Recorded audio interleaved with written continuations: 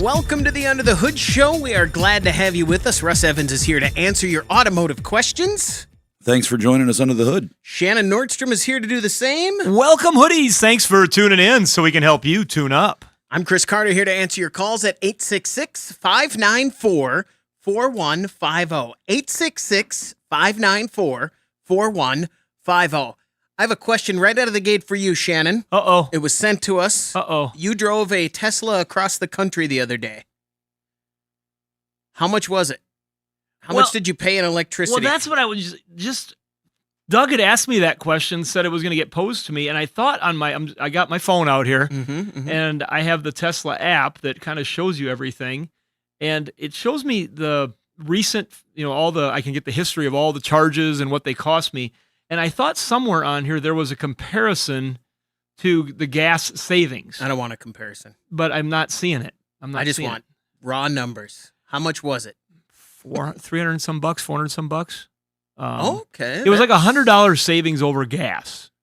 The superchargers themselves, when you first, I understand when Teslas were first in the market the most, they were giving free supercharger charging. Right. And some of those cars that had that free charging and were getting resold they're pretty valuable because they were hooking up and free electricity. Right. But then as time has moved along and the cost to put in the charging stations and everything, they definitely have a fee involved to get your electricity. Sure. And so, like as an example, if I look at it right now, the last charge that we had, if I just go to charging and I go history, the last charge session was $26.60 at a supercharging station. Okay.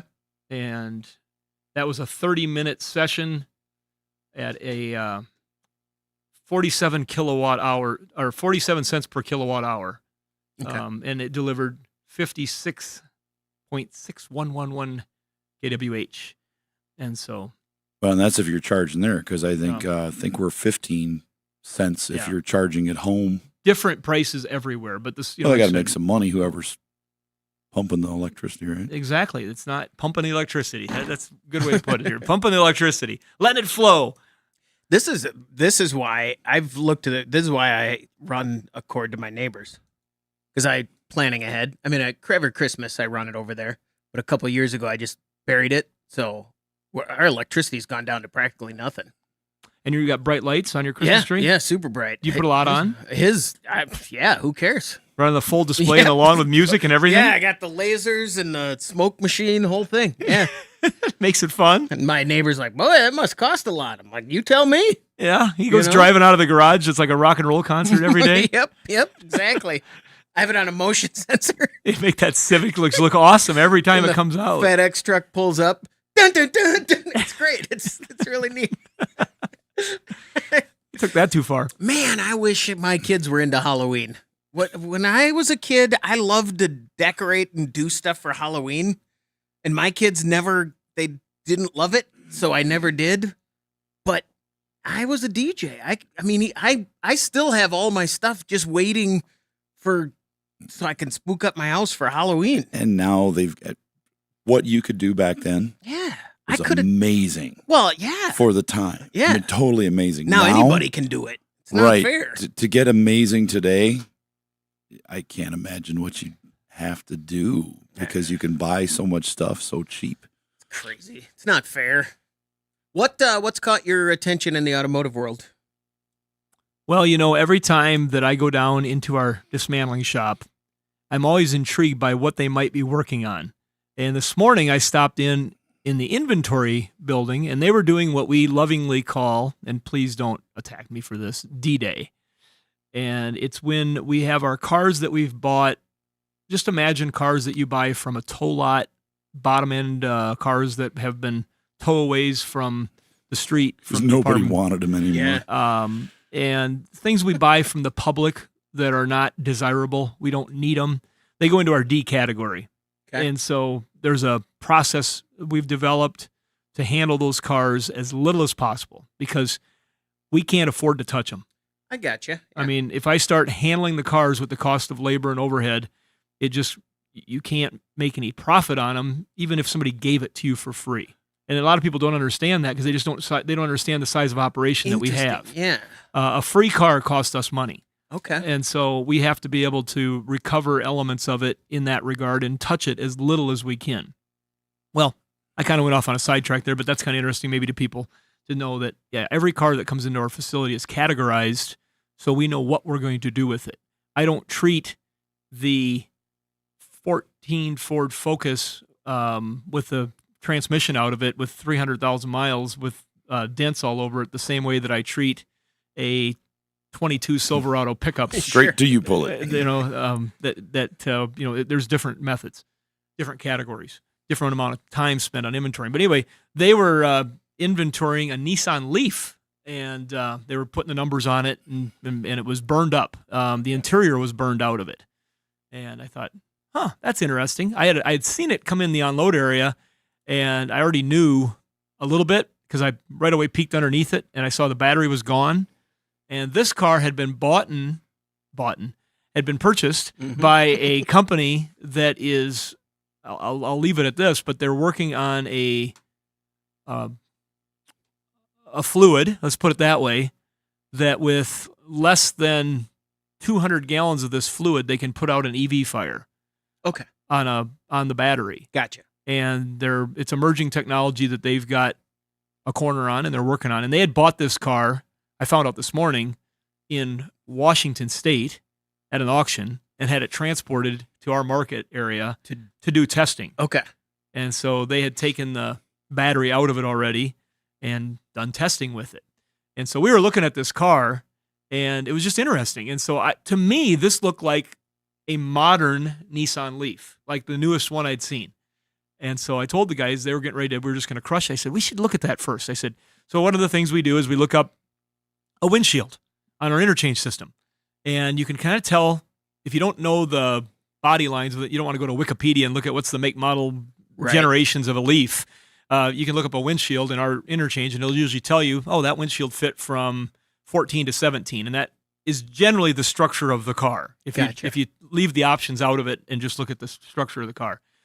Sometimes you can look up a hood, but that doesn't always work because they might change the style lines in the front if they reface it with different headlights and bumper over the years. But we found out this was a second, or well, I guess it'd be not the current generation, but one back. Okay. It looked newer than that, though. So, because I was pressing them to move it into the other category to do some inventory on it and steal some pieces off of it.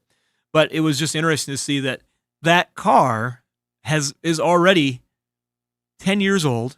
It was a 15, and it is not the newest generation. Mm-hmm. And there was just no demand for the parts. Okay. Nothing in our world. Sure. And so that car is going to get the wheels and tires taken off it and get crushed. And hopefully the wheels and tires will return enough money to pay for our efforts, because there's nothing else there except for the crushed metal and, the stuff that was, because the car had the interior burned out of it. And then they had taken axes and stuff to pry the hood open. And there's just not a lot of things there that people can use. But it's interesting as we start getting into some of these cars on how we're going to process them, what we do with them, what some of our normal returns would have been. Because if that would have been a gas car, we would have at least gotten, even though the market's not where it was, we would have gotten catalytic converters off of it. Right. There would have been probably a few more items of core, like in an engine or transmission, a starter, an alternator, certain things that we would pull off of that. But it was quite interesting just posing those questions for 5 minutes with our inventory team as I was standing down there. 866-594-4150. Let's go to New Orleans and talk to Donald. You're on the Under the Hood Show. Donald, what can we do for you? Hey, guys. I've got a 2017 Mini Cooper Clubman, 125,000 miles on it. And being that it's hot here, 12 months a year, every time I get out of the car, I hear this bubbling, gurgling noise coming from the dash. What does that mean, and what do I need to tell my mechanic? Is it a thermostat? Do I need new coolant, a radiator, new flush? I don't know where to begin. It should be perfectly normal. That is, the sound you're hearing is the gas in the refrigeration system escaping through the expansion valve. As long as your air conditioning's cooling properly, it's a normal sound. What you can do to test that is just turn off your air conditioner and sweat for about 10 minutes before you shut the car off. And then when you shut the car off, there shouldn't be any noise. If that noise is Okay. only there after that AC's been running, it's normal. So the system pressurizes in that humidity and climate, you're probably reaching, 200 and 220 pounds of pressure on the high side, 35 pounds or so on the low. You shut it off, that high side has to continue to bleed off through that expansion valve until it equalizes with the low side, and they're both whatever the outside, if it's 90 degrees, until they're both about 90, then the noise stops. And it doesn't happen all the time. That's Okay. usually why it's concerning. I mean, I've Well, done it the would- same thing. The hotter it is and the more pressure you've got built Right. in there, the louder it would be and the Yeah. longer it would go. But it's pretty normal. But a lot of times people start to notice it, and then they'll really tune into it, Yeah. and they'll hear it all the time. Sometimes you hear it in front of the car. You walk in front of a new Silverado, that's where you hear it on those with the 1234 refrigerant is in the front, not in the car. Russ, for our hoodies that are listening, can you explain just quickly what the expansion valve's job in life is in the air conditioning system? It just bleeds a high pressure to a low pressure and makes it cold, like spraying a can of hairspray. If you're old enough to remember that, it would get cold when you were spraying it. Did you use a lot of hairspray? None. Okay. Ever. Because I don't know why that would have been a thing with that hair. Yeah, I was I don't think you could Keep it tame. down. You No. couldn't tame that hair.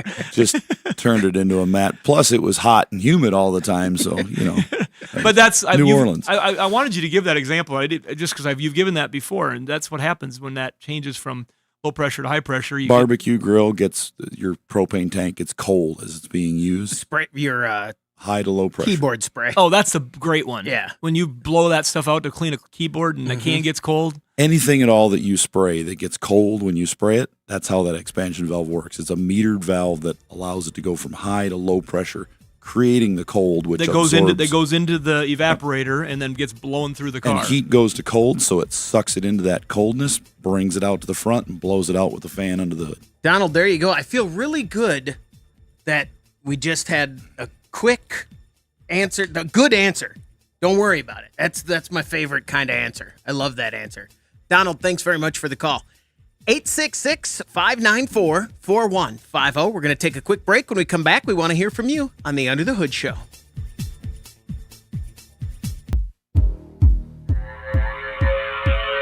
Giving new meaning to the word hoodie. Shannon and Russ. Now, let's go under the hood with the Nordstrom's Motor Medics. 866-594-4150. That's the number to reach us here at the Under the Hood Show. Let's go to Connecticut and talk to James. You're on the Under the Hood Show. James, what can we do for you? Yes, I was hoping to get a little help with my Nissan Xterra 04 model. Okay. It is it runs good, but after you drive it and you shut the engine off, you go to start it back and it doesn't want to start. It took me forever to figure out how to get it to start. I'm having to spray a shot of starter fluid in there. I know the fuel pump's working fine, engine runs fine, but I don't know what's causing it to do that. It starts up fine as long as the engine's cold, but as soon as it warms up, it won't start unless it sits for a little while, about an hour, or I give it just a little shot of starter fluid and it fires right up. And then it runs fine after that. I am baffled. Well, it's got to be fuel if starting fluid helps it to fire up so you can eliminate And the it fires crank right sensor. up with a little squirt of, right, I mean, it fires right up with a little shot of starter fluid. What if you give it any gas or anything like that? Does it change anything? Have Nope. you tried that? Nothing. No, it huh? does not. No, it doesn't. I thought that the fuel pump was going out, but then I checked the pressure on it, checked everything, and it seems to be fine. But and I've also thought of something else that it might be, but I just don't know. What if it had a leaky fuel injector? Could that do that? Because every now and then I do smell gas like it's almost flooded. Well, that would do it too, but you would verify that by checking fuel pressure. So you check your fuel pressure, drive it. I was told that it was a good number. Well, What's it supposed to be for that vehicle? at least 45 when you're trying to restart it. So I would put a gauge Okay. on it. I would run it, shut it off, and then when it's not starting, see what the gauge says. If it says that it's 10, 20, 30 pounds, really low, then it's probably a fuel pump issue. If it's steady, if it's an injector will bleed down too, then it would not be steady. It would be dropping off towards zero. And it would take a few cycles of the key to get that. Have you cycled the key a bunch of times to see if it would fire up then? Yes, I have. And when I cycle the key like that to prime it and everything, that's when I get that fuel smell like it's flooding. Okay. and the pressure was reading 51 pounds. Does that vehicle, is that old enough where it still uses a fuel pressure regulator on the fuel rail? The 04? I don't think so.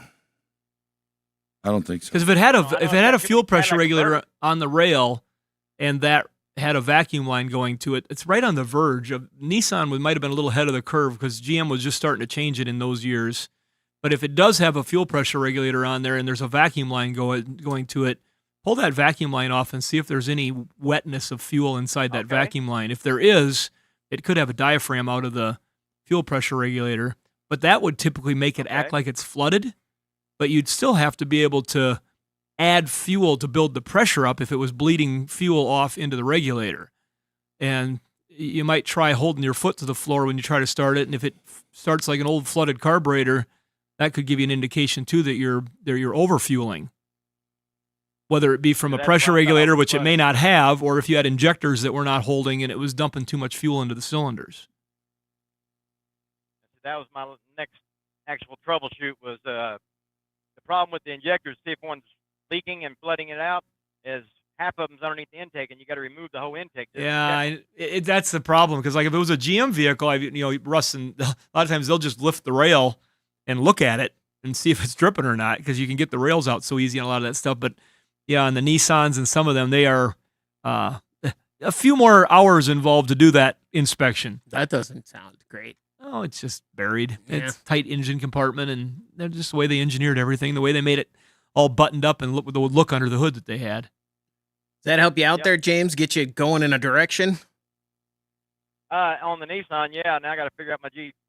Well, what's going on with the Jeep? What Yeah. do you got for a Jeep? It's a 04 Jeep Grand Cherokee 4.0 inline six, 2-wheel drive. And what happens with it is I thought it was the crank sensor, but it's not. I don't know what it is. Every now and then it will shut off and won't do anything unless you reset everything. Take the battery cables off and deplete it. And I thought it was the cam sensor, the crank sensor. I put all this stuff on it, and it's still doing it. I'm thinking maybe a short in the wiring harness that's throwing it off the whack. Because you got to reset the ECM or it won't do anything for days, and then it'll just fire up one day and run great. Yeah, And look, then sometimes it'll go 1,000 miles and never do it. I look real close at that harness under the hood because down the passenger side fender, they had some areas where it would rub through, and over the transmission in the back, where it runs down the back of the motor over the transmission, they would rub through there and short on both those spots. The harness that runs down to the transmission, I found it hanging loose off of its bracket, and I remounted it where it's supposed to go. So that was my next guess was the Look wire real in that closer. harness somewhere. Yeah, that's what happens. They come loose and they rub on the side, and it'll cut a little hole in the harness. And that'll 'Cause it's short a it great out. vehicle. I mean, it runs like a champ. We've had it for years and years, and no other complaints with it other than that. The problem is both these vehicles are my wife's, and she won't drive them because she can't trust them because when they stall on her, that's it. She has zero mechanical incline, which is okay. I mean, that's her. But it's starting to James, cause what? issue having to leave work? James, we got a serious question here. Yes, sir. Is your vehicle mysteriously breaking down? No, mine weren't. No, both of mine are running fine. Okay, I'll just leave it there. Yeah, I already know what you're thinking. Yeah, I'm the same way sometimes. No, I'm But, thinking something different. You could give one up, Well, see, I drive her vehicles, and they do it to me as well. but yours See, I don't do drove it. her You, vehicles. it sounds like if Nope. you really Trade cars. if you really love her, you know the answer. Yeah. I offered to buy her a new car. She doesn't. She won't want it. She wants her Jeep. I'm just having Offered fun and with offered. I know you're good, man. You are. I don't take that stuff personally. But I have absolutely offered. I said, let's upgrade you. 10, 12 more years. I don't want one. I want my Jeep. Well, That's That's There you awesome. go. Yeah, that's one of them. you better start inspecting that wiring harness. Yeah, no kidding. We're going to take a quick break. When we come back, we want to hear from you. The phone number to reach us, 866-594-4150. You're listening to the Under the Hood Show.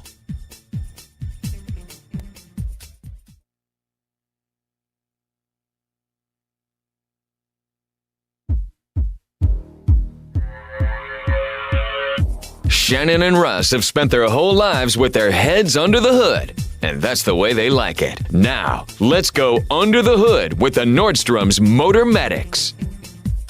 866-594-4150. That's the number to reach us here at the Under the Hood Show. If you like and subscribe to our YouTube channel, and then join the Hoodie Fan Club at UnderTheHoodShow.com, you could win a hoodie. Like Mike Usella, congratulations for everybody here under the hood and our friends over at Berkeley One Classics, celebrating 50 years of collector car coverage, and Universal Technical Institute, uti.edu.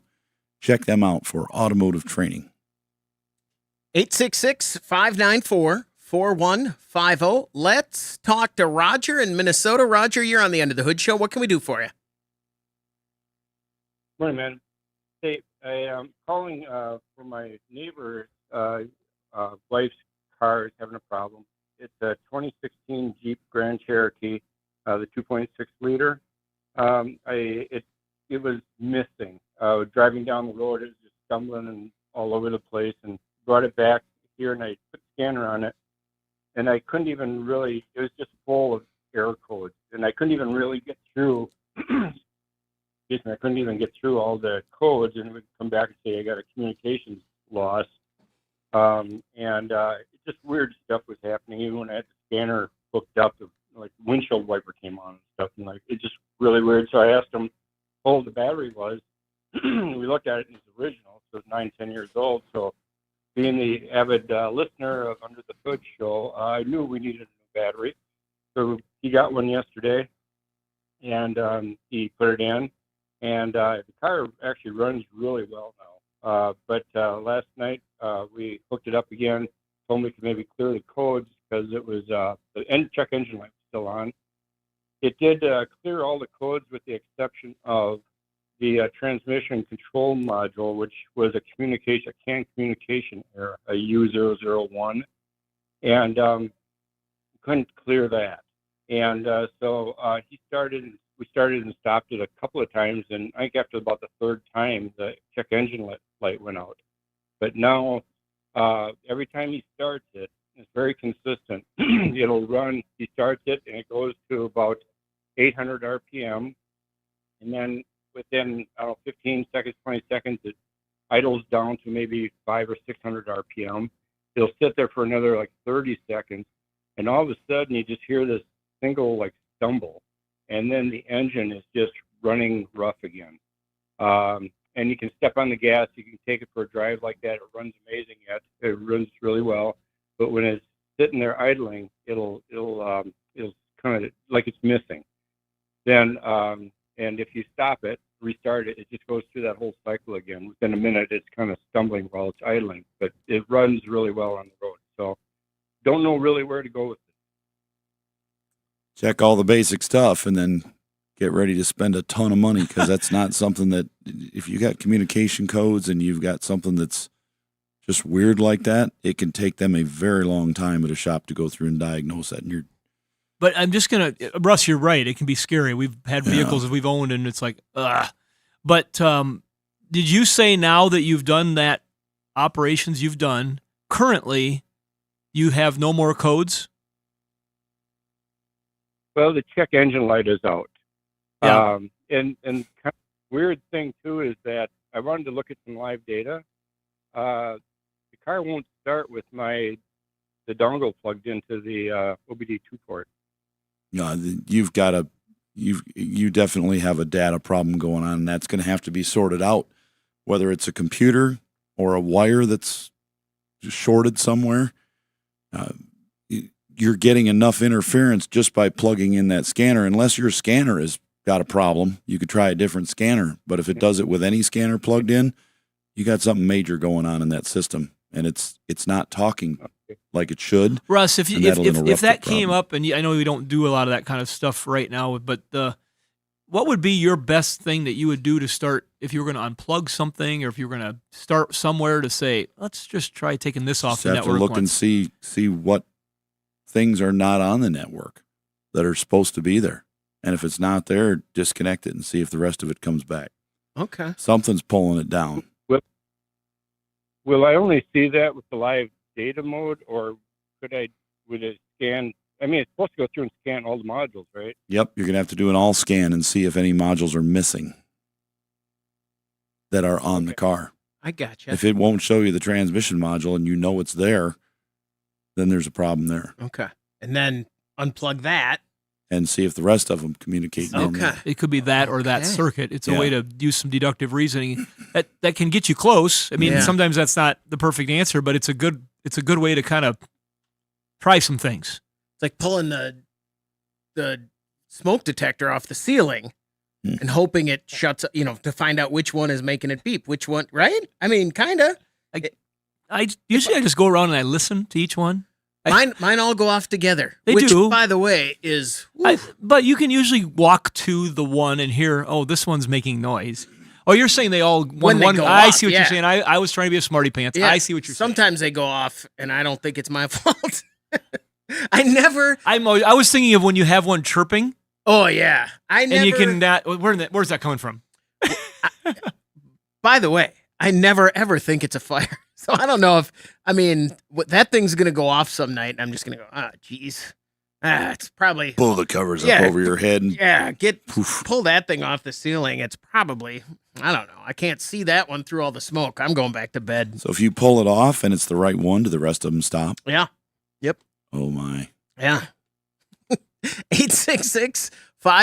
We're concerned about your fire alarms that I am Probably about fine. hit Roger's Jeep right now, I think. Good luck, Roger. Good luck to us both.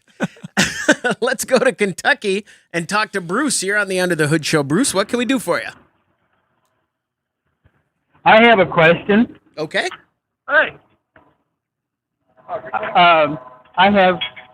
have a 2021 Toyota Tacoma, and I want to know.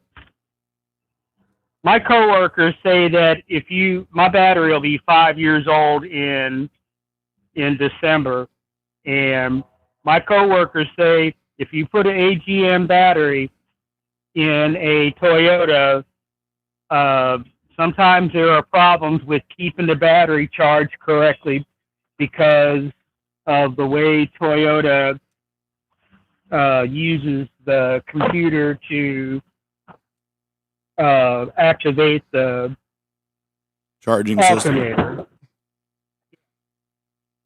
Well, there are very few cases where that can happen, but if you're worried about that, put a lithium battery in there. The lithium batteries are almost identical in the charging, the way the voltage and amperage works in that battery, to a factory lead acid type battery, and they're just nuts compared to a AGM. As far as a lot of cars now are switching to that. They made that switch. They went from lead acid to AGM. Now they're moving to lithium, which is just one more step further. We've had some questions come up about that. One of our partners has a channel on YouTube called The Battery Shop on YouTube, that channel, and it will explain the differences in these and things like that. It gives you information about charging, about battery types and the vehicles they go in and why you should use them, where you should use them, where you should not, all that kind of stuff. And it'll really help you out when you're shopping. It's the Battery Shop the on best YouTube, right? Battery, yep. But When you're to looking go for the back- best battery. That AGM's not working in Toyota. Does that ring any No, bells with you? I've got a lot of customers with AGMs and Toyotas, and they're just fine. But there are some vehicles, unless somebody has one in their own exact model, there's no way for them to give you an honest answer of how it's working or not. And what They may have heard something, but what you hear and what is fact is always different in these days. But or it may have happened to them and won't happen to you. right, I mean, they can have other issues that are causing problems. When you use ethanol fuel in a car and your car runs bad, it's not the ethanol fuel that you put in there making it run bad. Typically, if you're talking about, I run 10%, it runs horrible. 0, it runs fine. That's not the fuel. You've got an underlying problem in your car that is soon to show itself down the road. Bruce, does that make you feel better or worse? No, it's just something else to think about. I know one of coworkers has a different kind of Toyota, an SUV, but it's several years older than mine, and he had the problem when he put an AGM battery in his vehicle, but yeah, I'm still kind of out on that. Hey, I'm a responder, and I'd like I want to be proactive and change the battery before. Sure. Bruce, let me put it before this way. something happens. Bruce, let me put it this way. We've never had this approach to us before, and I don't believe it. And I'd like to ask our partners at Clarios who make the AGM batteries, because they are extremely knowledgeable. They've got the technology. They're the ones. And so I think we can ask them this question. And if there was a known issue, we would have heard about it by now. Yeah. They would have told us about this, I feel. And I just don't think it's possible that battery chemistry in that particular instance would be that fussy, because every vehicle today is controlling the voltage regulation and the power regulation using a computer. That's not unique to Toyota. Right. I don't know why that would be specific. And the manufacturers across the board are installing AGM batteries in their cars from the factory. And so this doesn't have any legs to me at all. Which is not to say that it didn't happen to someone. Right. But I'd like to, I would bet you that our partners will have an answer for that, because they've probably had someone approach them about this very question.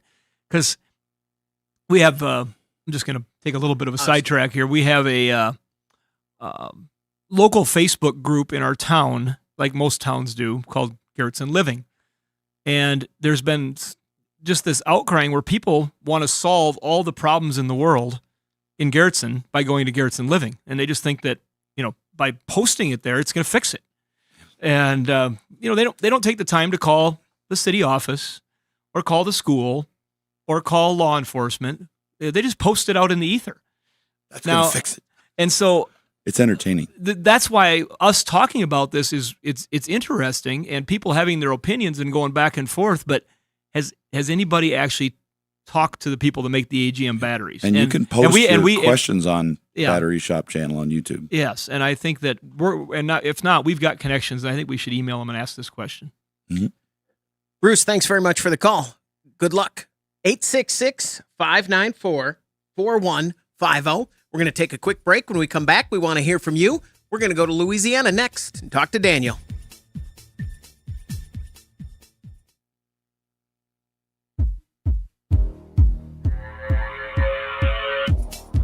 Get under the hood. Call the Motor Medics, 866-594-4150. 866-594-4150. That's the number to reach us here at the Under the Hood Show. Now we go to Louisiana and talk to Daniel. You're on the Under the Hood Show. Daniel, what can we do for you? Good morning from New Orleans, fellas. How are y'all? Fantastic. What's it like? What's the heat doing down there? What's your high temperature today? Might as well be on the sun. Hot. Us too. We're in the 90s, so I was figuring that's if it's because we're in South Dakota. Yeah, North Dakota's fine. South Dakota today, hot. All right, Daniel, what can we do for you? Okay, fellas, like you guys have helped me over the years. So here's the situation. New change in job. I'm now commuting about 50,000 miles a year. It's going to be. I've been looking at like the Sentras. I'm scared of the CVT transmission. I'm looking for one, either brand new or very low miles. Would you recommend? Are they as bad as they say? Just want your expert opinion. Well, if you get one that's pretty new, change that transmission fluid right away, like at 20,000 miles, and then you're going to be changing that transmission fluid in it. If you're on the highway all the time like that, I would change the transmission fluid probably every 30 to 40,000 miles. The transmission fluid change on those cars is not very expensive, not what you think, because you're just draining out about, maybe 3 quarts and refilling it instead of flushing it and hooking up a machine and all that. So you drain and fill it. You just did Ava Sentra not that long ago, yeah, right? It's like changing your engine oil. But that first one's really important because you've got, just like a remanufactured engine, they want the engine oil changed at 500 miles to prevent wear from what's already come off of parts in the engine right away. So we change that fluid, and I think you're going to be better off.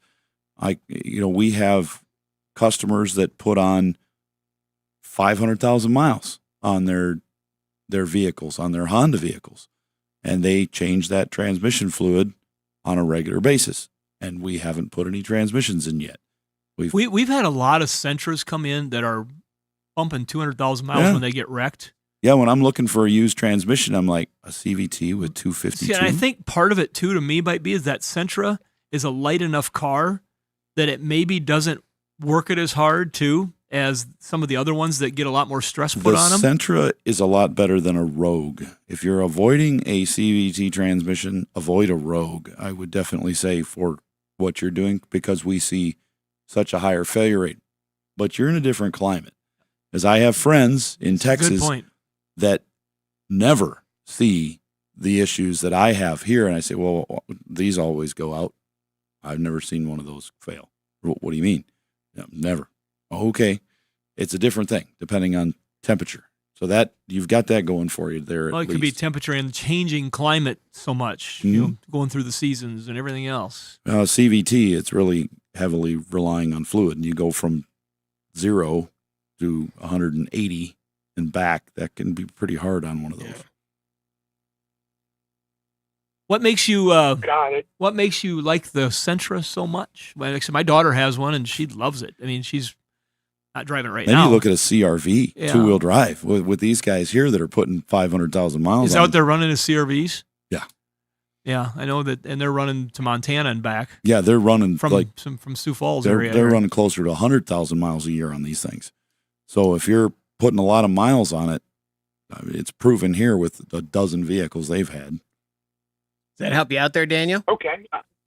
Yeah, absolutely, guys. Thank you so much, PTLA. Hope you have a great day. Yeah, You God too. bless. Thank you. 866-594-4150. Let's go to Minnesota. Talk to Oliver. You're on the End of the Hood Show. Oliver, what can we do for you?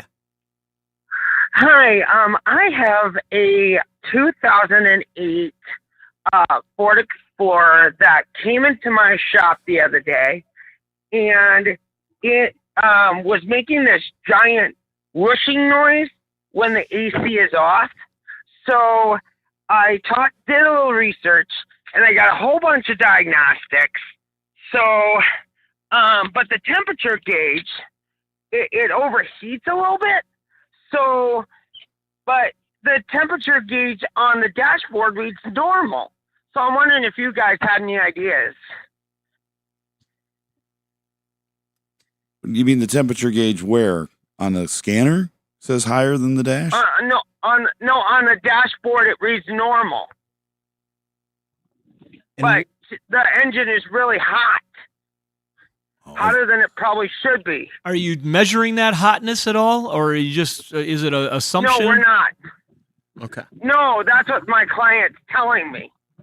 So I'm wondering if you guys had any ideas on what that might be. Yeah, you actually would need to use a thermal, like a laser temp gun to know for sure, because I felt engines and thought, boy, this is really hot, and then you look at the gauge and it says no, it's 205 degrees or whatever the normal temp would be, and reading data, you would want to match those up, right? Right. I mean, that would. Right. And to the guys at Arnold Motors, and they said it might be a engine coolant temp sensor. That might be bad. If the engine's actually hotter than what the gauge is reading, you need to measure that with a manual temp probe. You point it at the car and see what the temp is. Look at the scanner, look at the dash, and see what that temp is. Because you could have a problem with the scanner and the dash not being correlated, or it could be that it's actually, you point at it and it says it's 205 degrees and your gauge says it's 150, or your sensor that's reading to the computer says it's 150. That's the problem. I mean, those all have to be correlated. Is the car running bad? Yes, it is definitely running worse than it should. It should be running right now. Well, something to think about too is, let's say your gauge is wrong. The engine's hot. It's running 260 degrees, and your gauge says 200. Now you got to find out why the engine's overheating. Right. Which is going to make it run bad. Is it a head gasket? What is it? Is this a turbo Explorer? Is it turbocharged, or is this what engine do you have in it? V8. Oh, you got the V8 in there. Well, those don't have a lot of problems with overheating or anything like that. So we're going to find out if those temperatures match. But I tell you what, when you open the hood on a V8 Explorer, they trap a lot of heat under the engine bay. Oh, yeah. There's a lot of heat, just ambient heat. I mean, under that engine base. So you got to get a little truth serum here. We've got to be able to look at some actual stuff and not just go by feeling. Those gauges being that they're like $20 now for the cheaper ones, everybody needs one of those. I use them for everything in the shop. I'll point them at exhaust manifolds and go, 1, 2, 3, 4, 5. Oh, that cylinder's dead. That cylinder's 90 degrees, and the rest of them are 350. Easy to find a misfire. And you can find out how warm the cat is that walks into the shop. Oliver, good luck. Thanks very much for the call. That is, by the way, when I, in a couple years when I go to UTI and then come back to work for you, make sure, I'm putting this out there right now. When a car comes in that we have to do that, don't have me go get the temp gauge and start pointing it at stuff, because that day's over. Once I get out that gauge, I'm pretty sure there's other reasons we wouldn't hire you. Nah, I'm off. Once that temp gauge comes out, man, I am. It wouldn't be just losing you on the thermal gun. I'm gone for the day. I'm pretty sure we'd have other issues. You'd be leaving for the night. I'd be in the backyard. The sun's hot. Let's talk to Carl. You're on the End of the Hood show. Carl, what can we do for you? Oh, hi. I got a 2018 Chrysler Pacifica, and I've been having trouble with the driver's side rear sliding door. A couple months ago, I was getting something out of the back, and all of a sudden it just tried closing itself. And also, while driving down the road, get a message that pops up that says shifting to park to try to open the door. And I replaced the button just inside the door. I thought maybe that's what the issue was, and it seems to have made it just a little bit better. But I still get the message, like I'm driving down the road sometimes, and I just get the message pops up that says shift into park to operate that sliding door. So just wondering what other possibilities that could be for that problem. If the latch is bad and it's bouncing around and the door ajar switch comes open, it thinks it saw it closed before you took off, and now it sees it open as you're moving. It thinks you're trying to open the door and wants you to shift into park. So if the latch is bad, it'll do that.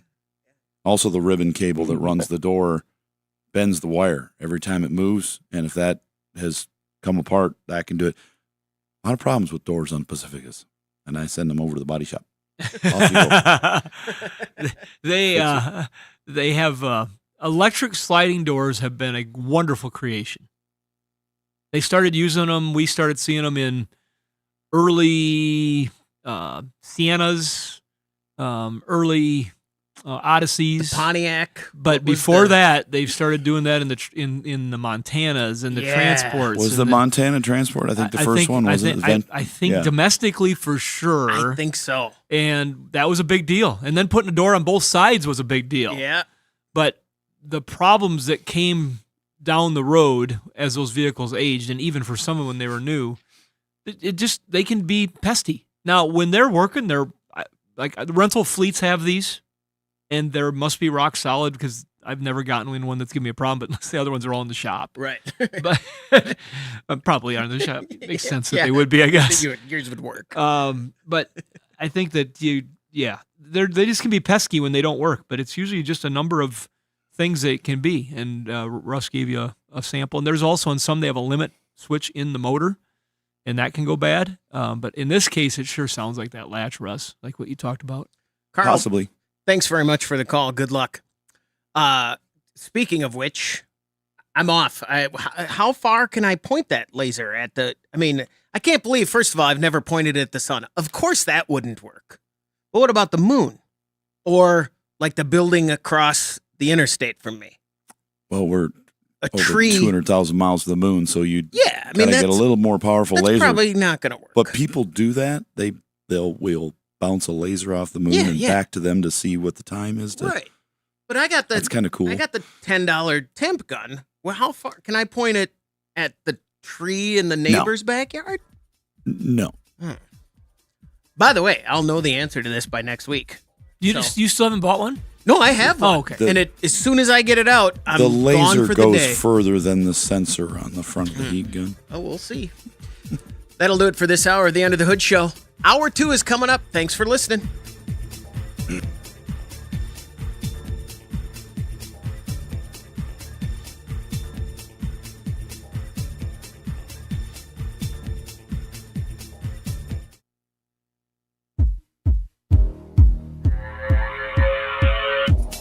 You're listening to the Nordstrom's Under the Hood Show with the Motor Medics, Shannon Nordstrom and Russ the Super Tech Evans.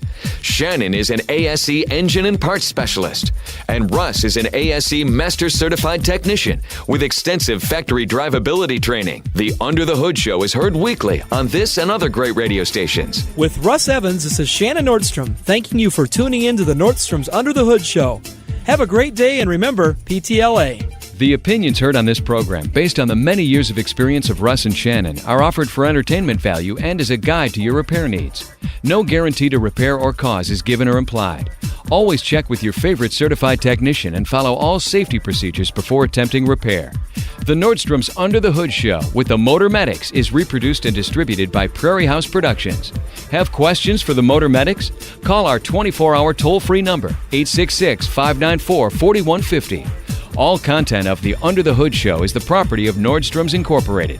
Copyright Nordstrom's Automotive and may be reproduced with our permission. Now, let's go under the hood with the Nordstrom's Motor Medics. Welcome to the Under the Hood Show. We are glad to have you with us. Russ Evans is here to answer your automotive questions. Thanks for joining us under the hood. Shannon Nordstrom is here to do the same. Welcome, hoodies. Thanks for tuning in so we can help you tune up. I realize I make motions towards you guys when I introduce you and when I introduce you, so now I'm going to do that to me, too. I'm Chris Carter, here to answer your calls at 866-594-4150. You can watch the show on our social media channels. Welcome to our big Greek wedding. There you go. I like to make the hope. There you go. And Chris Carter, I'm glad you're here. Yeah, thank you. It's good to see you. Hand motions. Chris Carter. I have a question for you, a business question. Oh, my. I got an opportunity for you. No. We talked recently on a show about, you said something about crushing a car. Oh.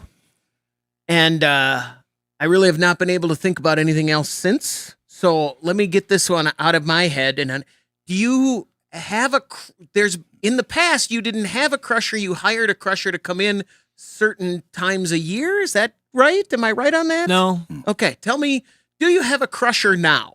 Okay, I will get it right to it. Okay. We have on site at our facility a vehicle crusher flattener.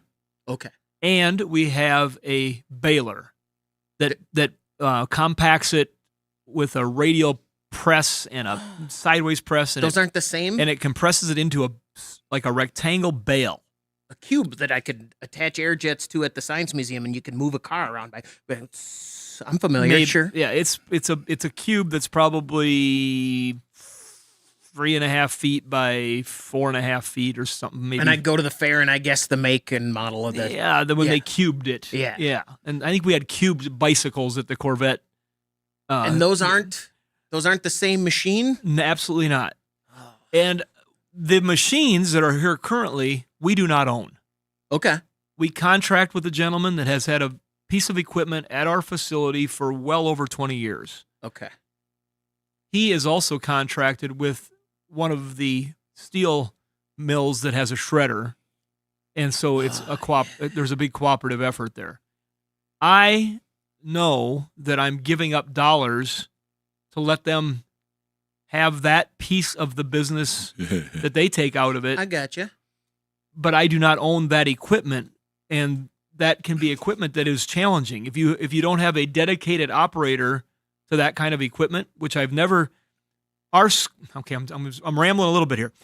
For what we do at Nordstrom's, scrap metal is very important to us, but it is a single-digit percentage of our overall revenue. Gotcha. Okay.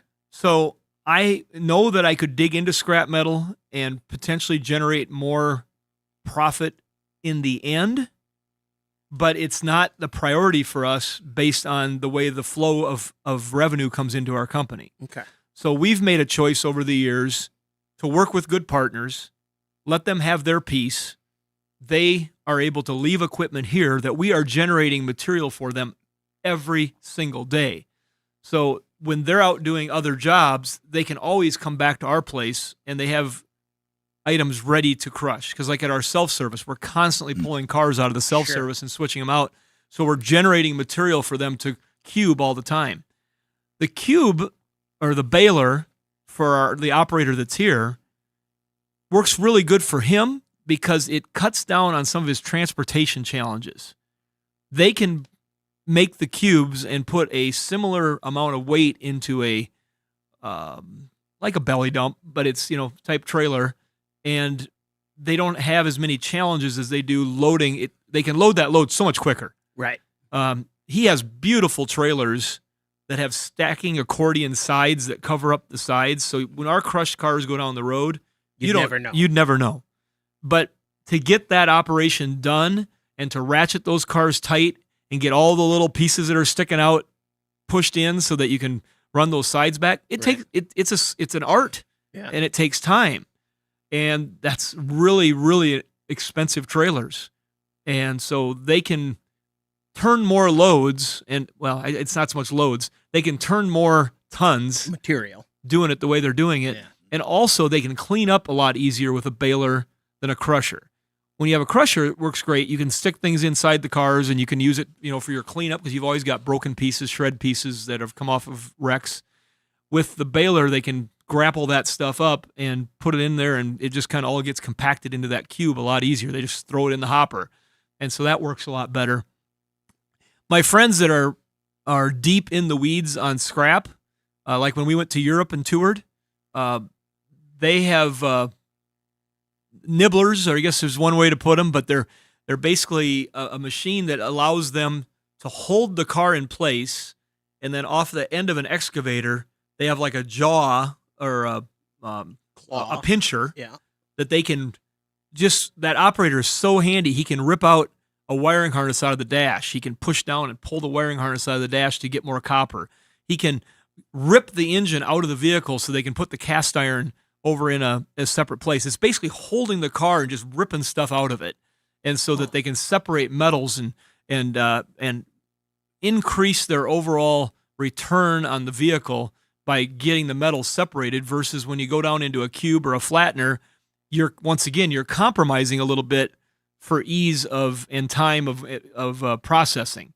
But when that goes to the shredder and it gets pulverized and it's coming out, they're using a series of air pressure and magnetics, and probably there's just lots of different things going on when it comes out the shredder to separate those different metals that are in the car and the shred material that doesn't get recycled. And that is where they're winning, is because they're able to say, oh, we got this aluminum over here, we got this cast over here. They've got these different properties of metals. Here's the copper that we got out of here. And that's the difference between the level of processing you do on your scrap vehicle. So I went way too far with your question. Not at all. But I have two follow-up questions that I want to ask after we talk to Mike. Sounds good. All right? All right. Let's talk to Mike. You're on the Under the Hood Show. What can we do for you? Hi, I got a question about battery. Okay. My pickup, just sitting, the battery is 12.2 volts, and it seems like it's pretty weak sometimes. Should that be replaced? No, that's normal. That's about a normal voltage for that. I mean, it's a tiny bit low, but you need to use a battery tester and find out what the battery state is. That deep, not just a... Right. Just because you have 12.2 to 12.6 volts does not mean that you have 800 cold cranking amps or so that's needed to crank that vehicle. You might have 100 cold cranking amps, and that is a weak battery that needs to be replaced. So when you use a tester to find out what the cold cranking amps are, that'll determine whether you need a new battery for the vehicle or not. Does that tester change? Is it the same tester whether the place sells batteries as a main business or not? Yeah.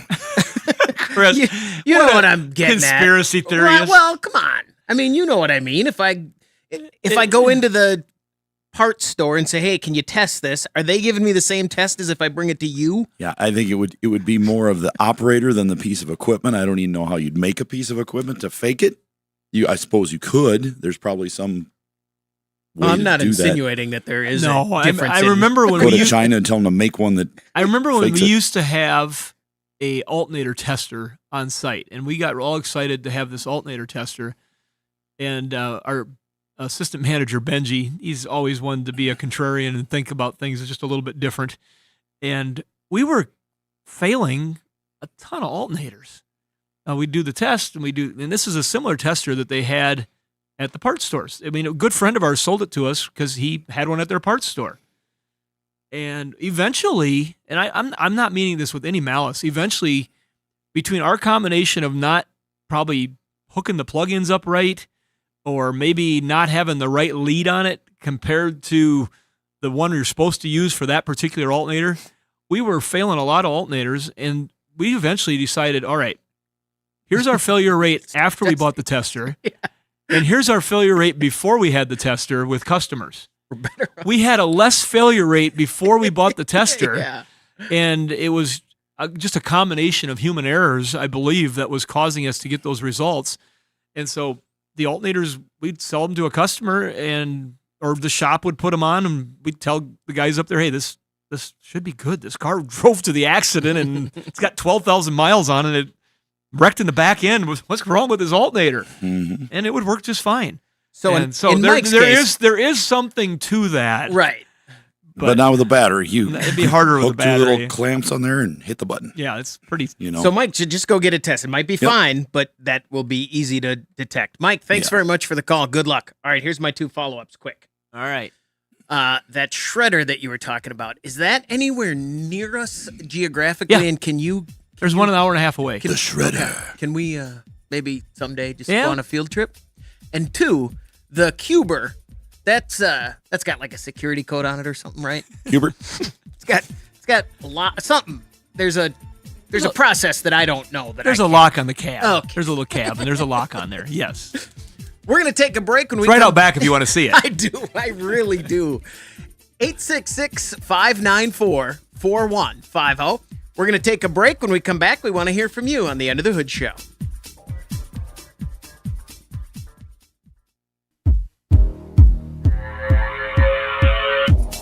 Guaranteed car repair advice or double your free back. This is Under the Hood. 866-594-4150. That's the number to reach us here at the Under the Hood Show. Let's talk to Brad. You're on the Under the Hood Show. Brad, what can we do for you? Yeah, I have a 99 Jeep Grand Cherokee right-hand drive. I called a couple weeks ago about the scanner wouldn't recognize my VIN number. And you said that it wouldn't matter if it was from Japan or not. Right. So my mechanic just messed around with his scanner, and it says it won't recognize it. So I went to a different mechanic. His scanner said the same thing, and then I went to O'Reilly's, and their scanner said the same thing. It won't recognize the VIN. But if I type the VIN in on the computer, just on a VIN search, it comes up with a Jeep Grand Cherokee. But wait a second. This is an imported vehicle, Russ, not a right-hand drive. It shouldn't matter because that's an international OBD2 is standard. all the same. But so here's the thing: you're Turn it upside plug the down. scanner in, and you're saying the scanner won't automatically ID the car. no, all of them say they don't recognize the VIN. Can you put the vehicle in manually and read it? Type in it's a 1999 with this engine code. Can you do that and then read it?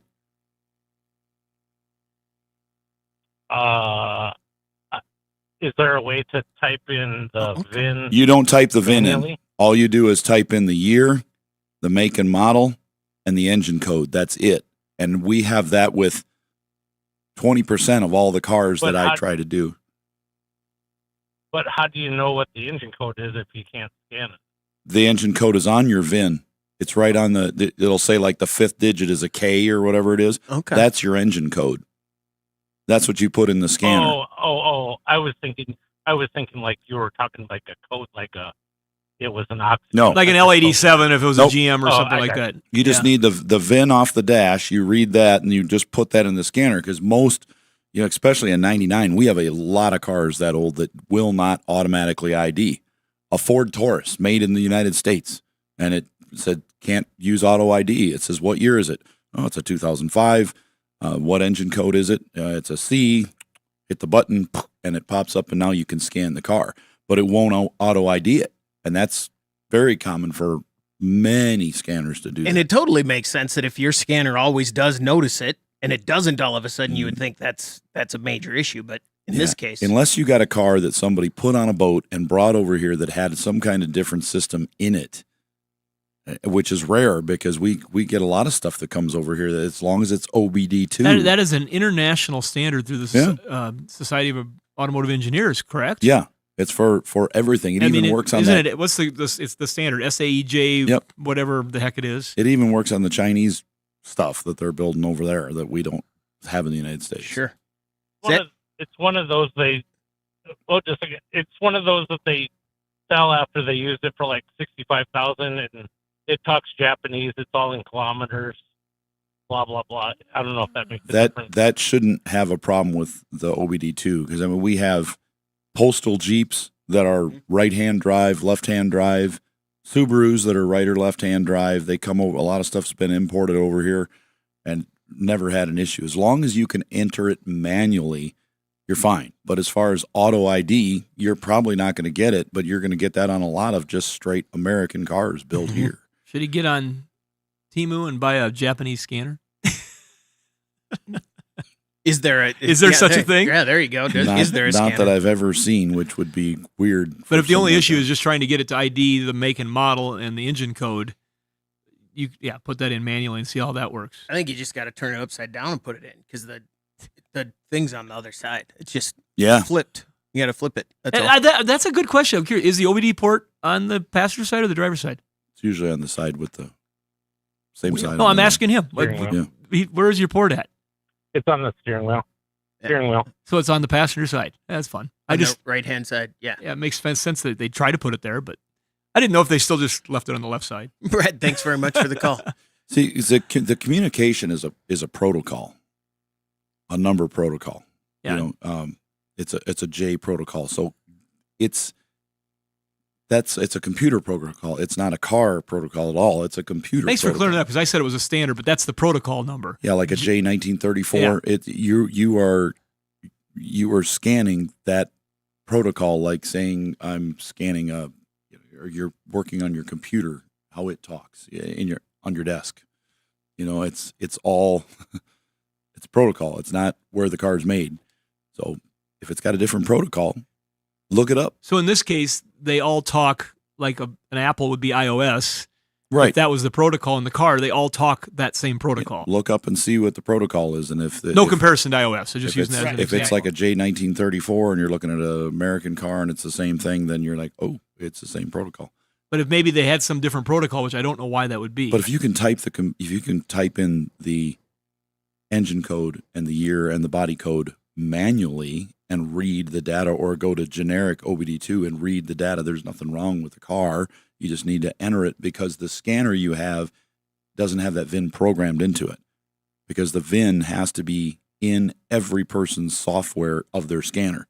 They put the VIN numbers in for every car made. And it's probably a situation where if that vehicle, the first digit of the VIN will tell you where it was made, and they probably still made that Jeep here in the United States and exported it to Japan. Could have. Because I don't know that they build Jeeps in Japan. Good point. 866-594-4150. Country of origin, first digit would be interesting. What has caught your attention in the automotive world? Right now, the bigger news that's out there for some was the mad dash to get to the EV tax credit at September 30th. Mm-hmm. There's a lot of people went out and that were interested in EVs that went out and pushed to make sure they got that done before the deadline where that $7,500 tax credit went away. And so now that is officially gone. But I did see, and I didn't read the news press releases, but a couple of the pickup manufacturers, can't remember which ones they were, but anyway, they said we're still doing the tax credit. Well, read the fine print. They're not getting a tax credit, I don't think. They're just lowering the price by $7,500. Right. Because makes you wonder why they couldn't have before. Well, they just know they're not selling them, and so they're trying to keep in the market. I know, like with when we were looking at the Tesla, they were offering a special lease that had the $7,500 built into it. But when you got into the paperwork to look at it, it had nothing to do with the federal tax credit. It had everything to do with the fact that you were doing a lease, and they were able to absorb $7,500 in there to keep the total cost down. And so it was a promotional way of still talking about the $7,500. Like when they say we'll pay the tax. Or Yes, we'll, you know. yeah. It's in there somewhere. But this is going to be interesting though, to see what happens with the market without. I'm guessing there's going to be a hangover. Yeah, where people are used to being able to get that. There'll be a hangover, and then I think the secondary thing will be: have they done enough manufacturing and enough building of the market that they can afford to start lowering list prices? And whether it coincides with the $7,500 or they actually have done it, I don't know, because most of the manufacturers are coming out and talking about their EV divisions, and they're not profitable. Right. And so this is going to, I just think it's going to be interesting to watch how that unfolds. What happens to the resale prices of used now that the $7,500 is not there?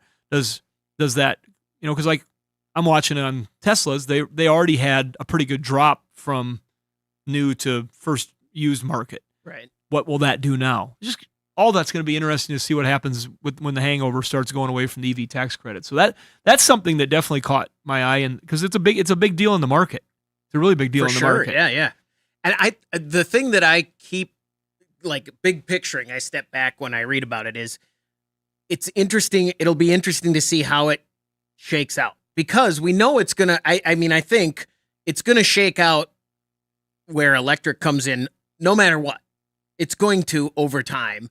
The question is how fast it does, because like in Europe and in Asia, when I was on my tours at the one recycling place that I went to in Thames or however you say that, they had an amazing facility, and they were very well equipped for handling a lot of batteries. They had special containers they could side load them in that had ventilation in them, because their electric. There's a lot of electric is high, but there was a lot of it wasn't all just electric, but there was definitely more of it. Right. They were having to figure out more things for how they were handling them than we have had to do yet. For sure.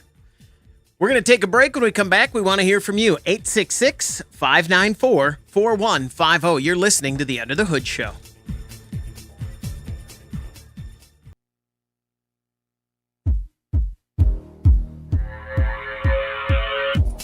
If car repair was cheap, you wouldn't need us. We're Under the Hood. 866-594-4150. That's the number to reach us at the Under the Hood Show. Don't forget, you can watch the show on our YouTube channel. If you subscribe there and join the Hoodie Fan Club at underthehoodshow.com, you could win a hoodie. Like David Otterloo, congratulations for everybody over at Berkeley One Classics, celebrating 50 years of collector car coverage, and Universal Technical Institute, uti.edu. Marine mechanics, welding, automotive repair, CNC. About you name it, they got it. Check them out. I want to get a CNC machine. Why don't you just buy one? I think I'm gonna. You got a rock tumbler. CNC just seems like that should be the next thing in your arsenal. I'm gonna start making stuff with it, like Home Sweet Home signs and a Chris and Carter machine. The Carter cabin, even though we're not in a cabin, but that's what I want to make. Welcome to the cabin sign. Yeah. Yeah, I'll have to stop up, and our assistant manager, Craig, his wife, Debbie's gotten all into this stuff. She's been able to acquire with some program she was at through work, but she's acquired some pretty nice equipment and can make a lot of things. It's not far from here. Maybe you can get permission to stop in and see what's going on. All right. You should just start off with a bedazzler. Have you seen... and a Flowbee. All right. Have you seen the UV printers? The UV 3D printers? Yeah. Ooh. Maybe that's my next I think thing. she might have one. Oh, There's I know so much. I know they were stuff. talking about it. Let's go back here. Brad has another question. Brad, you had another question about your Jeep? Yeah. Hey, the heater core, they said that might have to get replaced. And when I was trying to order one guy said that it's universal. One guy said it's right and left. That, you have to order it right or left. You happen to know? Because when I went to different parts houses and nobody has a right hand option. And I called Rock Auto, they specify right hand drive vehicles, and they don't even specify a right hand drive in that year. Do you happen to know? Well, here's what you got to do. You're going to have to find a picture of one on the internet and compare it to a picture of a left-hand drive, because sometimes they're identical. If they're a top connection, straight down version with the hoses coming out the front, but if they're off to the side, no, a lot of times they're different. Sometimes they, depending on the vehicle, sometimes they'll just flip it over the other direction and they'll put it down further one way because it's always opposite the steering wheel. And other times they have a completely different unit. But typically, when a company builds two factory versions, they will use the same core and they'll just mount it the opposite direction. Instead of the two lines coming out on the right side, they come out on the left side. Meaning you just pull the core out, you flip it over, and they come out the other direction. Because they don't want to make extra parts for something that's going to be common. There's certain things they can't get away with. I mean, some of the steering stuff they have to make for sure. But if they can make it the same. But when you think about it, if it has any angle to where the outlet is on the heater core, it'd be hard to believe that they could keep it the same. I suppose if they flipped it, but then the hoses would have to run in from completely the opposite way too. Yeah, they go on the other side and they use the same engine. Yeah. Occasionally they'll have, a different fitting on the engine for outlets and things like that, but usually not. So on a Jeep like that, they usually have one fitting on the engine that comes out by the thermostat housing that runs back around to the heater core, and they could point that the other direction easily, different thermostat. And then the radiator is where that other hose dumps back into on most of them. Not sure what this one does. Does that help you out there, Brad? Gave you the next step?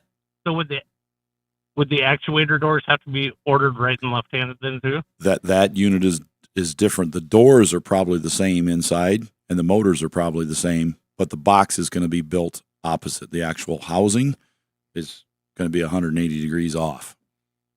Okay. They don't just talked put to a guy from a radiator shop in Sioux Falls, and he said he could just cut it off and re-raise it. They could put a new core on them if it is a copper core. If it's two plastic tanks and aluminum, that's a problem. But if it's a full copper radiator, radiator shops can do all sorts of miracles. They don't care what kind of core is in it. They just take the thing off the tanks and get a core that fits in that space. If the heater core is bad, is that accurate? Is it it's bad, Brad? Well, the guy thought it was. He thought it was plugged up. Too bad that he couldn't unplug it. But ordering one, I couldn't find a right-hand one anywhere. And everybody says it's because of the pandemic they quit making them. So sounds like an answer that you could throw out there, but I don't think anybody really knows that. Right. Yeah. Right? I mean, who would be the expert on why they didn't make a right-hand drive? An engineer at Jeep. Yeah, you'd have to talk to the right person. But I like Russ's idea about searching the internet a little bit to look at what the core looks like in a normal one. Right. Find an image because there'll be. If there's not a dozen videos on YouTube of right-hand drive Jeeps and some different things, I'd be shocked. They just have the weirdest stuff on there. It's like, I didn't even know that existed. Brad, thanks very much for the call. Good luck. This has brought me around on this one. This all makes sense now with the code and the VIN and all of that. And I think there's people going at this car and going, I don't know how to work on it. I've never worked on a right hand. Let me plug in. It doesn't work. Punt. Right. Exactly. Same with, I think owning this car, Brad, you're going to run into more people who are just going, you can't, it doesn't, I don't, but that's why he's trying to become his own expert, which that's what we're here for. We're going to try to help him we might not all know these answers, but we're just going to try to keep the questions pertinent to find out the right answer. Yeah. But doesn't that make sense that when you're bringing it to an auto shop and they come out and read it, the guy comes from behind the counter, he's going to go, it doesn't read it, and I don't know what. The likeliness of that person being an expert on a right-hand drive Jeep is slim to none. Right. Yeah. 866-594-4150. Got a question from the chat here. 2013 Acura ILX, and then in parentheses, Civic. Recently replaced starter due to no starter and spark plugs. It starts now, however, it takes a couple seconds to start. In the morning, idle is rough. Any ideas? Oh boy. Hard to start. You got to check your basic tune-up items first. If you got a Civic and you got a rough idle, It's an Acura ILX. any car you have, if it's got a rough idle, have you ever checked the tune-up stuff, the basic stuff, Well, spark that's plugs, coils? which he Well, just now he's did. got He starter just and did. plugs. The starter should have nothing to do with it running. No, the starter. Yeah, right. If it's Although- running, it's running. It starts now, however, it takes a couple seconds to start. Oh, so he was having a starting problem. Do you want me to Can read you- it? would you Can read I that start? again? I'm going to start again. Yeah, let's read that again. Both of you look at me. I'm right I want with you. eye contact. I'm with you. I'm tracking. 2013 Acura ILX recently replaced starter due to no starter and spark plugs. I don't understand that statement right there. Recently replaced starter due to no starter. I think they replaced starter and spark plugs, but if they didn't, it starts now. However, it takes a couple seconds to start, and in the morning, the idle is rough. Any ideas? So maybe they just replaced the starter and not the plugs. Is that what you're getting at? Maybe. Is that what you were getting at that first time too, or Could be, but it could also be bigger problem. You can't pin him down. Could be anything. It could be maybe. Can't read it? Can't read the code? Call me maybe. No, so if he had a no start, Mhm. the only reason he would have put a starter in is because he had a no crank. That's okay. So Otherwise, he should have never put a starter in it. I think the misprint here is starter. Recently replaced starter due to no start and spark plugs. I think he replaced the spark plugs too. Maybe he's going to rechat now that we beat the Yeah. heck out of this because we can't understand the Yeah. question. I was tracking with you, but I was not understanding the question is it a no crank, no start, Yeah. or is it a crank, All right. Well, no start? I'll get out of that one. Here's a different one from the chat. How do I know if I should replace my Buick's radiator fan or just the control module? The only information I've found is from you guys. Uh-oh. This is from Jason. Well, there's some electrical tests he can This do is here. probably a Buick Encore because that's really the only Buick that has a failed fan that we see. Replace the whole thing. Dorman Products sells a Encore? complete assembly for that. Yeah, they sell the fan. It's got the control board, all of it, all in one unit. Just replace the whole thing. Because if the control board's bad, it's because the fan's drawing too many amps and has burned it out. Does some of the old Park Avenues have a fan controller too? Yeah, but I'll bet you money that's an Encore. All right, I have one more we can nail down. What brand of engine air filter do you guys recommend? Are they basically all the same? Well, our partners would like you to think they're all different, but an air filter, if it filters air, it's good. I mean, there's different kinds. There's the paper kind, and there's the washable, reusable kind. So, which is basically a filtered gauze. But when you get into paper filters, you just need to you get a good quality one, and it depends on how often you're going to want to change it. How much are air filters now? Anywhere from they used to be under $10, but typically I'll see them anywhere from about $13 on up to $38 to $40 for a car like yours, just a car. But when we get into trucks, diesel trucks can be as high as $120 for a filter. Okay. Sometimes more. And if you're a normal person and you're just driving your car, you don't want to get into The basic filter's just fine. you don't want to get into any reusable. Basic filter's just fine. In town, basic filter, Yeah. and usually Now, if even this- every if couple this- of years. If this viewer, listener was wanting to work on, he had performance and he was putting this thing on a dyno and he's trying to flow more air through it. Right. You look at intake, you look at output, you look at exhaust. I mean, you're trying to flow a bunch of air through a system. But I would say for 98% of our viewers, listeners, a standard air filter by any name brand or maybe even not a name brand is going to be sufficient if you keep an eye on it and maintain it. If you're driving a lot of gravel roads, you just need to pay attention and switch it more. We've had some customers that like mail routes that Mhm. have to change them every 2 months because they're affecting performance at that point. And you'd go with the regular. Just put in cheap ones, and I tell them, here, look, here's 5 of them. Take it out and replace it every 2 months. Because they come in and say, well, the filter's dirty again. You just changed it. Is there a warranty? And I'm like, no. No, it did it. Dirt. You used it. Yeah. Good job. You did your job. 866-594-4150. We're going to take a break. When we come back, we want to hear from you on the Under the Hood Show.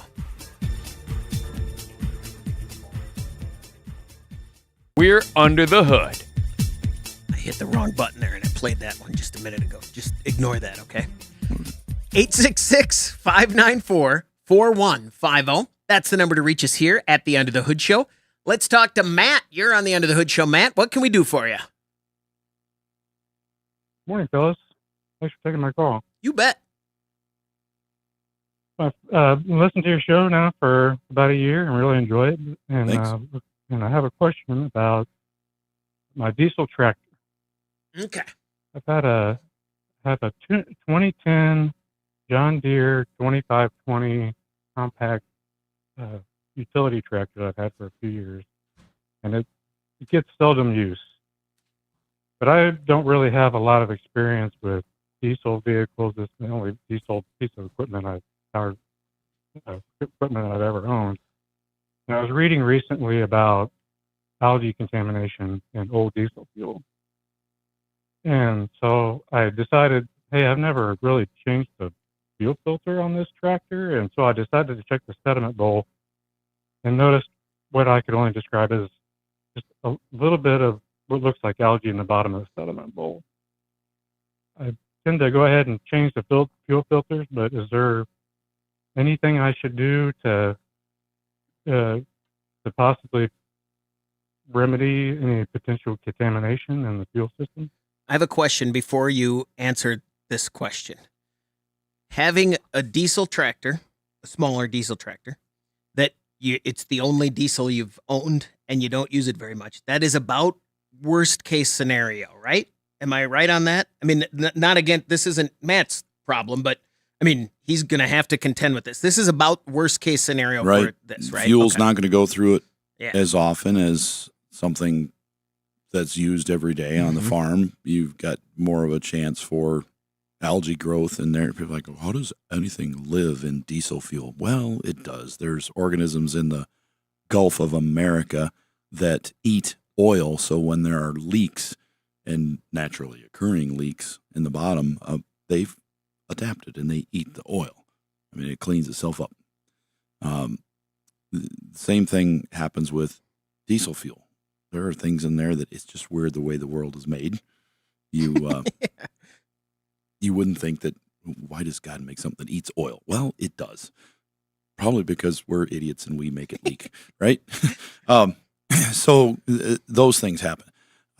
Algae and fuel, there are products that treat it.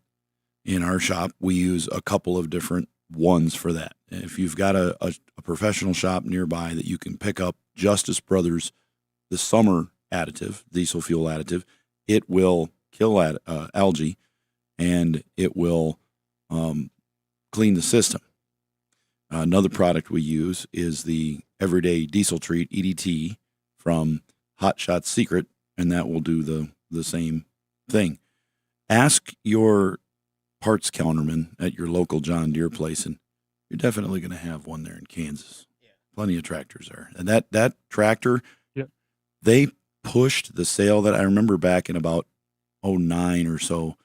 They really started pushing those packages for smaller use, people that would need them, from landscapers to home farmers with a few acres. I mean, they would sell you the trailer, the tractor, and like 2 attachments, and it was, I can't remember what, 30,000. I mean, they had a package price. I'd see them all over the TV. They did that for years, and they sold a ton of those.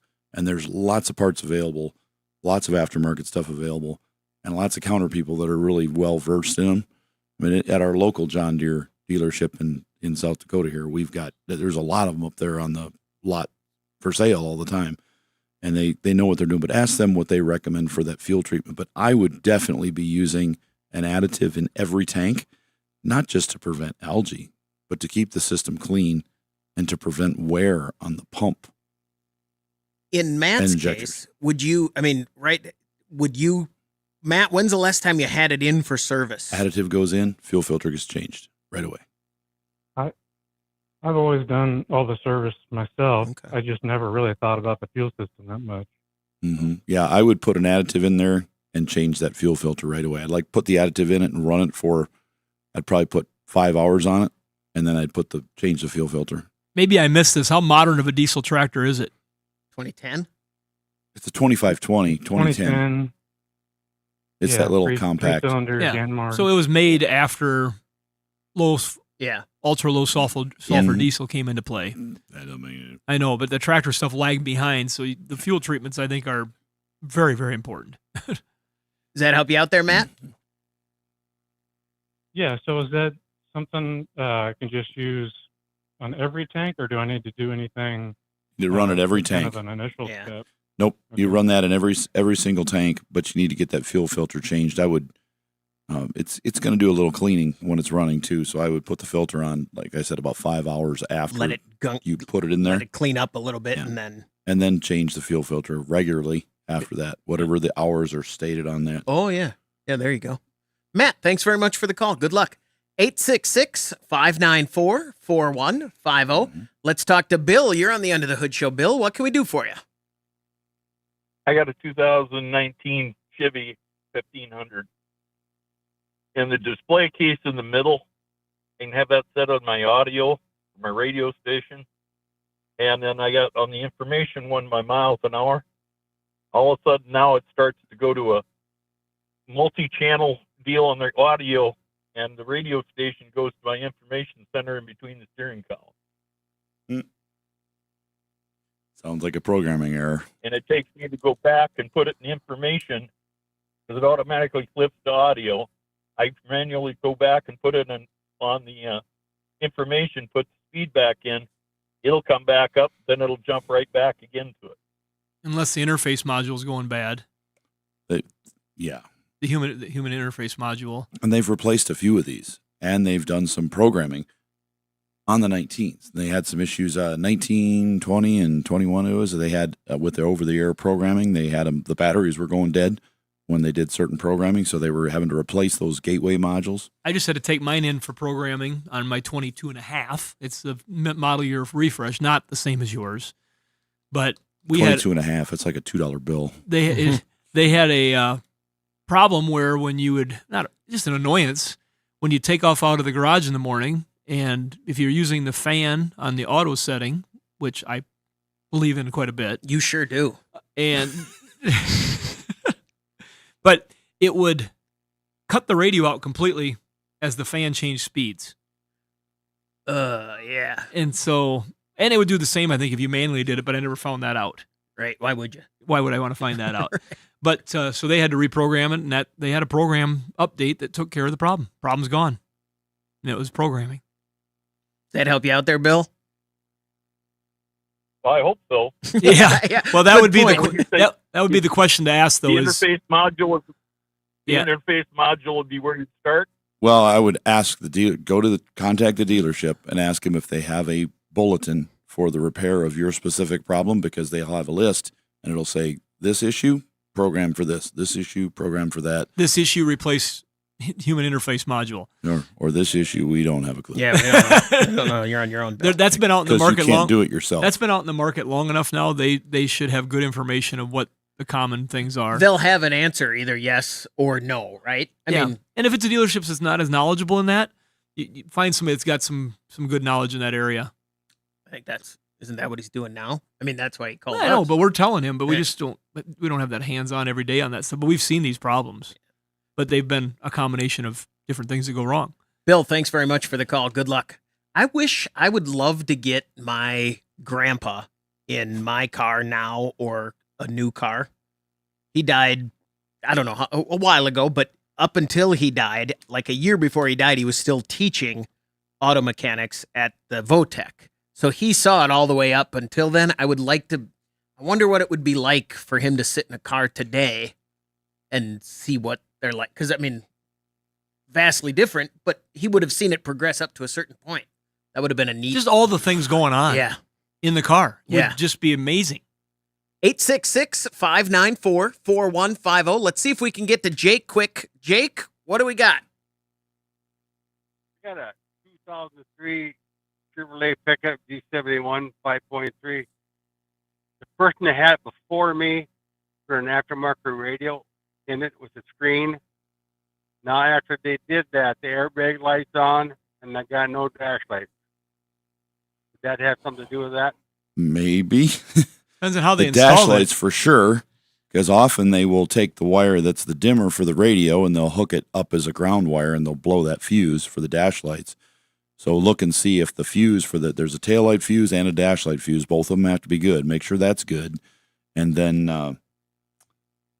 for the other problem with the airbag, you're going to have to plug a scanner into it and see what it says. There's nothing in the radio area at all that has anything to do with the airbags. I'm guessing it says it has a front collision sensor failed because almost every one of them did. That's a super common issue. They're available at any auto parts store. You can buy it, bolt it on. It's that simple. But look for that. But as far as the radio goes and those dash lights, I bet they just hooked up the wire and blew the fuse. So if you put another fuse back in there and it pops the fuse right away, take the radio out, unhook the power and ground wire, and make sure you know where they came from, and then see if the fuse works. If it does, hook the ground to a metal ground and not whatever it was. Or better yet, put everything back to stock and use a installation kit. Jake, thanks for the call. Thanks for listening to the Under the Hood Show.